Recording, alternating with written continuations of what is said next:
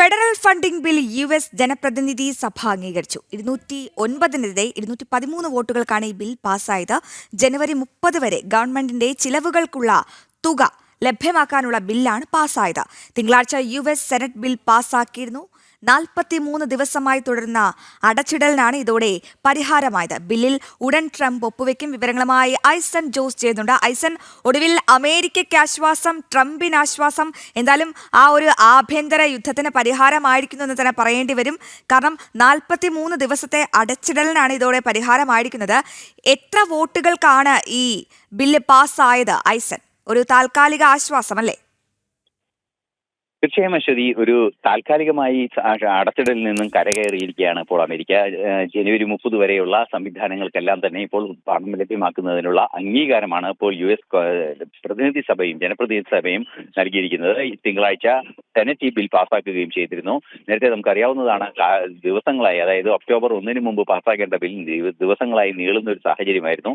ഇപ്പോൾ അത് സെനറ്റ് ഒരു പ്രത്യേക ദൗത്യത്തിലൂടെ സെനറ്റ് പാസ്സാക്കുകയും പിന്നാലെ തന്നെ ഇപ്പോൾ ജനപ്രതിനിധി സഭയും പാസ്സാക്കിയിരിക്കുന്നതോടുകൂടി അമേരിക്ക ഒരു താൽക്കാലികമായ ഒരു ആശ്വാസത്തിലേക്ക് എത്തിയിരിക്കുകയാണ്. നേരത്തെ അശ്വതി ചോദിച്ചതുപോലെ 209-നെതിരെ 213 വോട്ടുകൾക്കാണ് ഇത് ഹൗസ് ഓഫ് റെപ്രസെന്റേറ്റീവ്സിൽ ഈ ബിൽ പാസ്സാവുകയും ചെയ്തത്.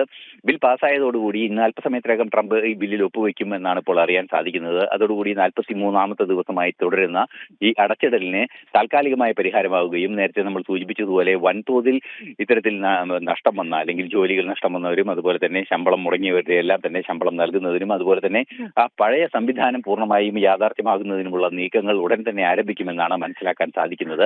ഇത് തന്നെയായാലും വളരെ ദീർഘകാലമായി നിലനിന്ന 43 ദിവസത്തോളമായി നീണ്ടുനിന്ന പല സാങ്കേതിക സംവിധാനങ്ങളുടെ പ്രശ്നങ്ങളും അല്ലെങ്കിൽ താൽക്കാലിക സംവിധാനങ്ങളുടെ പ്രശ്നങ്ങളും എല്ലാം തന്നെ ഇപ്പോൾ താൽക്കാലികമായെങ്കിലും പരിഹരിക്കപ്പെട്ടു എന്ന് നമുക്ക് പ്രതീക്ഷിക്കാവുന്നതാണ്. നിലവിലെ സാഹചര്യത്തിൽ പാർക്കുകളും അതുപോലുള്ള പല സംവിധാനങ്ങളും അടച്ചുകിടക്കുകയായിരുന്നു. ഈ അടച്ചുകിടക്കുന്ന പാർക്കുകളെല്ലാം തന്നെ തുറന്നു പ്രവർത്തിക്കാനുള്ള സംവിധാനങ്ങൾ ആരംഭിക്കുകയും ആ ജീവനക്കാർക്ക് ശമ്പളം നൽകാനുള്ള സംവിധാനങ്ങൾ ആരംഭിക്കുകയും ചെയ്യുമെന്നാണ് അറിയാനും സാധിക്കുന്നത്.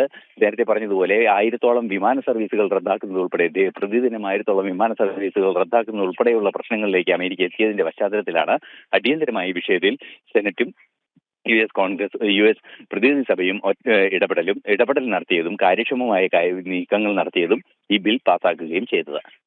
യെസ് ഐസൻ, എന്തായാലും ഫെഡറൽ ഫണ്ടിംഗ് ബിൽ യു.എസ്. ജനപ്രതിനിധി സഭ അംഗീകരിച്ചതോടെ അമേരിക്കയുടെ ആ ഒരു അടച്ചിടലിനൊരു താൽക്കാലിക ആശ്വാസം. 43 ദിവസമാണ് അമേരിക്കയിൽ ഒരു അടച്ചിടൽ നടന്നത്. 209-നെതിരെ 213 വോട്ടുകൾക്കാണ് ഈ ബിൽ പാസ്സായത്. അപ്പോൾ ജനുവരി 30 വരെ ഈ ഗവൺമെന്റിന്റെ ചിലവുകൾക്കുള്ള തുക ഒക്കെ ലഭ്യമാക്കാനുള്ളൊരു ബില്ലാണ് ഇപ്പോൾ എന്തായാലും പാസ്സായിരിക്കുന്നത്.